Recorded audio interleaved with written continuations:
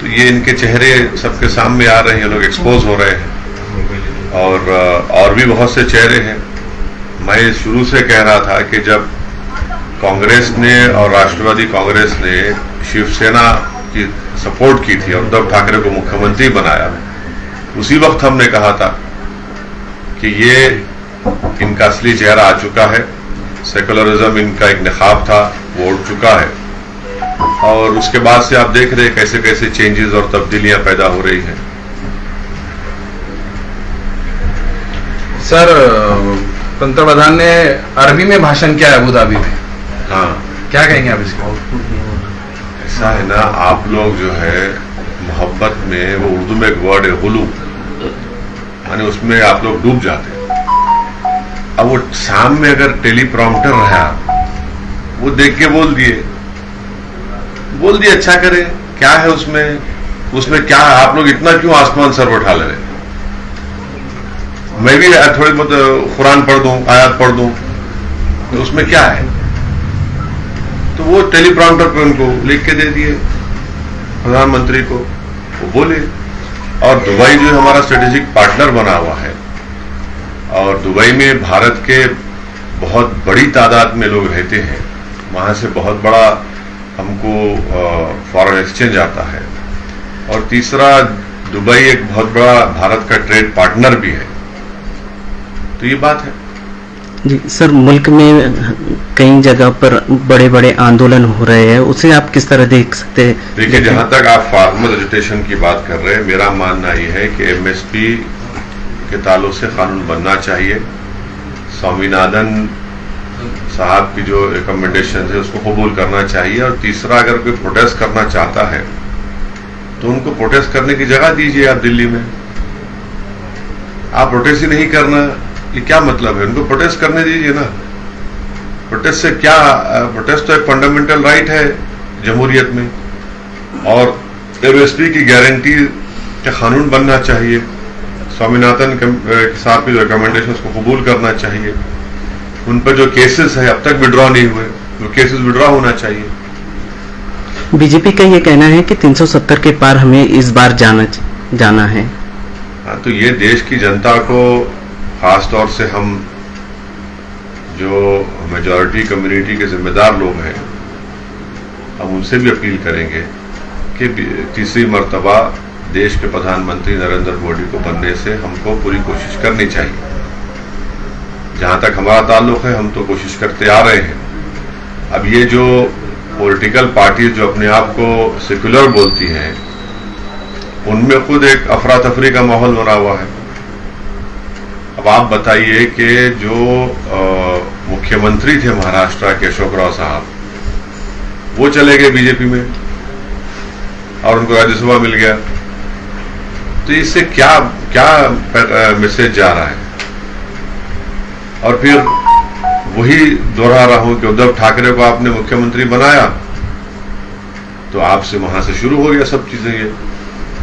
और तो ये है, अब बोरे पे मध्य प्रदेश के भी एक सीएम जा सकते हैं, नहीं मालूम जाएंगे नहीं जाएंगे। पंजाब में कोई है वो जा सकते हैं। फिर कोई एक इनका एक नेता है मुंबई का, वो अजीत पवार के साथ चला गया। और वो साहब जो हैदराबाद में कांग्रेस के ऑब्जर्वर उनके साथ क्या है, वो जो सेलेक्ट करते कैंडिडेट्स को, उसको कमेटी का आदमी था।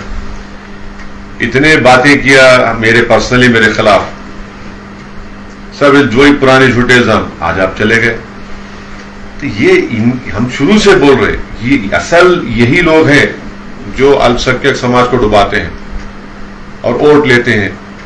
और दलित मुसलमान का पॉलिटिकल एक्सप्लॉयटेशन यही लोग करते आए। अब देखिए क्या कर रहे हैं। सर, अगर इंडिया अलायंस की बात की जाए, तो आपको लगता है कि कामयाब होंगे मुत्तहिद होकर? और अगर आपको ऑफर आता है इंडिया अलायंस से, तो क्या आप उधर जाएंगे? देखिए, अब तक तो कोई ऑफर नहीं आया तो उस पर कैसा विचार करेंगे हम। इम्तियाज साहब ने तो ओपन ऑफर दिया था, आपको याद होगा, कई महीने पहले। एक ने दो मरतबा इम्तियाज साहब बोले, तो उसके बावजूद भी कोई बात नहीं है। तो ठीक है, हम अपनी कोशिश को जारी रखेंगे। मगर अब जो लास्ट पार्लियामेंट का सेशन हुआ, चाहे वो प्रेसिडेंट डिबेट के ऊपर बहस देख लीजिए, ये तमाम सेकुलर पार्टीज की, या फिर जो पार्लियामेंट के आखिरी दिन जो गवर्नमेंट ने रूल 193 के तहत डिस्कशन कराया, ये लोग इनका भाषण देख लीजिए आप पार्लियामेंट में। क्या है वो, क्या बोल रहे थे वो लोग, क्या करना चाह रहे थे। तो मैंने अपने स्पीच में कहा था कि जब काजी साहब निकाह करते किसी दूल्हे का, तो दूल्हे की रजामंदी लेके फिर दुल्हन के पास जाते, दो गवाहों को लेकर। जब दुल्हन के पास जाते तो दुल्हन शर्मा के नहीं बोलती, कबूल है, खामोश रहती। तो ऐसा वो उसको बोलते हुए ये रजामंदी, इसकी खामोशी इसकी रजामंदी है। तो इन लोगों की खामोशी रजामंदी है, पूरा हर चीज पे खामोशी है। आप बीजेपी से आइडियोलॉजी पे नहीं लड़ना चाह रहे हैं, आइडियोलॉजी पे लड़िए ना, असल तो मुद्दा आइडियोलॉजी का है। आप आइडियोलॉजी पे नहीं लड़ना चाह रहे उन लोगों को। आप नहीं बोलना चाह रहे कि 6 दिसंबर को क्या हुआ, आप नहीं बोलना चाह रहे कि दिल्ली में 600 साल पुरानी मस्जिद को, कब्रिस्तान को तोड़ दिया गया।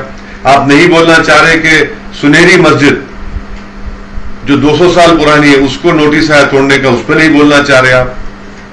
उत्तराखंड का यूसीसी का बिल आया तो ये जो सेकुलर पार्टी है, वॉइस वोट से उसको यूनानिमस पास कर दिया आप लोग। क्या है आपका, क्या कमिटमेंट है इस आइडियोलॉजी पे आप बोल रहे? फिर आप क्यों बोलते मुसलमान को आके सब धोखा क्यों देते आप? ये सब चीजें हैं सामने आ रही हैं। सर आपको लगता है कि एक लास्ट वाला सवाल, इम्तियाज साहब यहाँ से मुंबई जाने की सोच रहे हैं, एक बात सुनिए, मीरा रोड में जो हुआ, मीरा रोड कोई महाराष्ट्र का कोई रूरल एरिया नहीं है। मीरा रोड जो है कोई नगर के पास ऐसा एक मस्जिद के अंदर पथराव हुआ, वहां पर एक बच्चा का इंतकाल भी हो गया। एक रूरल एरिया में हुआ, कई इंसिडेंट होते। आप तो मुंबई शहर में बुलडोजर लगाकर घर को तोड़ दिए, कारखाने को तोड़ दिए। वन साइड एक्टिविटी आपने किया, एक्शन लिया। कितने पीड़ित परिवार के लोग मुझे इम्तियाज साहब को फोन करके रो रहे थे कि साहब कोई तो आओ, कोई नहीं है हमारे पास। अब चुनाव आएगा तो पूरे भाग भाग के जाएंगे सब सेक्युलरिज्म के जो चौधरी है, जो हमको गाली देते। काश इम्तियाज साहब वो तमाम फोन रिकॉर्डिंग जो बातें फोन पे किए रिकॉर्ड कर लेते तो हर एक के आंख में आंसू आ जाते। आप उनको बेघर कर दिए, कारोबार से महरूम कर दिए। तो ये जरूरी है कि हमारी उनकी इंसाफ के लिए, उनको बचाने के लिए इम्तियाज साहब ने ये बात कही है और इंशाअल्लाह ताला पार्टी फैसला करेगी। पार्टी कहां से लड़ेगी, पार्टी फैसला करेगी। पार्टी में अभी डिस्कशन हो रहा है, विचार हो रहा है, बहस हो रही है और पार्टी तय करेगी। औरंगाबाद के ताल्लुक से तो मैं तो औरंगाबाद की आवाम को सलाम करता हूं और जिंदगी भर मैं उनका एहसानमंद रहूंगा कि उन्होंने एक बेहतरीन एमपी को यहां से उन्होंने इलेक्ट किया। और इम्तियाज जलील साहब का 5 साल का आप उनका परफॉर्मेंस देखेंगे पार्लियामेंट के अंदर, सबसे ज्यादा सवालात इम्तियाज जलील और मैं पूछे। हर मसले पर इम्तियाज जलील साहब अपनी पार्लियामेंट में बात को उठाए। महाराष्ट्र का मसला हो, इम्तियाज जलील साहब सबसे आगे रहे। धनगर रिजर्वेशन का मसला हो, इम्तियाज जलील साहब बोले उस पर। मराठा रिजर्वेशन पे इम्तियाज जलील साहब बोले। महाराष्ट्र में जो मुसलमानों में जो बैकवर्ड कास्ट है उनको रिजर्वेशन दो, इम्तियाज जलील साहब बोले। महाराष्ट्र के किसानों का मसला आया, इम्तियाज जलील साहब बोले। और पूरे औरंगाबाद में अल्हम्दुलिल्लाह खाली 1-2 इंसिडेंट्स को छोड़कर औरंगाबाद पार्लियामेंट कॉन्स्टिट्यूंसी पीसफुल रही। और औरंगाबाद की तारीख में, बल्कि महाराष्ट्र की तारीख में एक बहुत बड़े दंगे को होने से इम्तियाज जलील ने बचा लिया। आप मुझे बताइए कि कोई ऐसा एमपी होगा जो एक रिलीजियस प्लेस ऑफ वर्शिप के पास जाकर बैठ गया कि नहीं यहां पर हम होने नहीं दूंगा मैं। इतना बड़ा काम इम्तियाज जलील साहब किए। तो यकीनन औरंगाबाद की आवाम के लिए इम्तियाज जलील साहब बेहतरीन खिदमत की। और इंशाअल्लाह ताला वो खिदमत करते रहेंगे। पार्टी फैसला करेगी, इसमें ज्यादा आप लोग इसको स्ट्रेच मत करिए। जी, सर आपको अक्सर अक़लियतों का नेता माना जाता है। आपको लगता है कि जो हिंदुस्तान में मुसलमान रहते हैं उन्हें डराया जा रहा है, कभी मॉब लिंचिंग के नाम पर, कभी एटीएस के नाम? मैंने तो ये तमाम बातें अपने पार्लियामेंट लास्ट सेशन में जो प्रेसिडेंट डिबेट हुआ था उसमें कही है। आज भारत के जो मुसलमान हैं जिनकी आबादी 17 करोड़ है, वो अपने आप को ऐसा महसूस करते हैं जिस तरह हिटलर के जमाने में यहूदी महसूस करते थे अपने आप को। मैंने पार्लियामेंट में बात कही है ये, तो इसमें क्या, उसमें और छुपाना क्या है उसमें? मैंने यहां तक कह दिया कि हमको भारत के प्रधानमंत्री पर अब यकीन नहीं रहा है, क्योंकि वो उनकी ही सरकार में सब चीजें हो रही हैं। आप बताइए हल्द्वानी में क्या हुआ है, किस तरीके से वहां पर पुलिस फायरिंग में लोगों को जान ले चली गई उन लोगों की।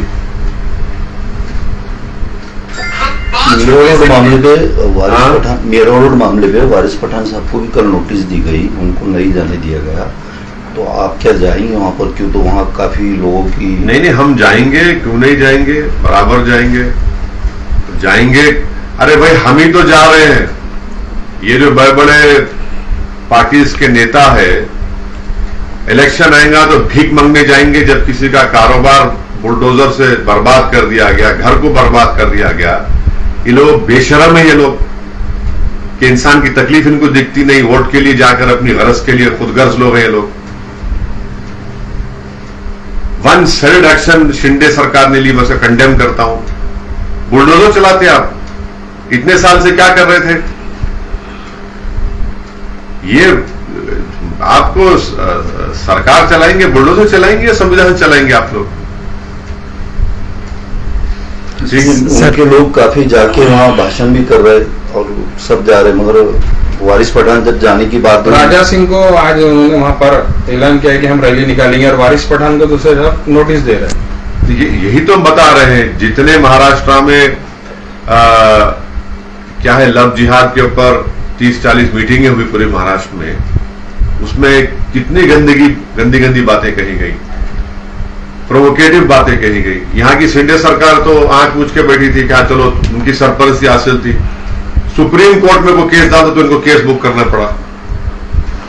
जब कभी भी कोई इस तरह का पब्लिक मीटिंग होती, थोड़े दिन पहले सुप्रीम कोर्ट में केस आया, जिस सुप्रीम कोर्ट ने कहा कि अगर इसमें कोई अनाप शनाप इलीगल बातें कहेंगे तो एक्शन लो। तो ये तो पूरा कर रहे हैं ना भाई, ये फाशिज्म है, ये मेजोरिटेरियन पॉलिटिक्स का आप बेहतरीन मिसाल देख रहे हैं। अब वही तो शुरू में कहा था आपसे कि आइडियोलॉजी पर तो मुकाबला नहीं हो रहा है ना। मुसलमानों से यही कहा जा रहा है कि तुम गूंगे, अंधे और बहरे बन के बैठो, और इलेक्शन जब आएगा निकल के हमारे को सेकुलरिज्म के नाम पे वोट दे दो और खामोश बैठो। हम बर्बाद हो रहे हैं। अरे भाई, दिल्ली में 600 साल की मस्जिद के बाजू कब्रस्तान था, आप जाकर देखिए, विजुअल्स है।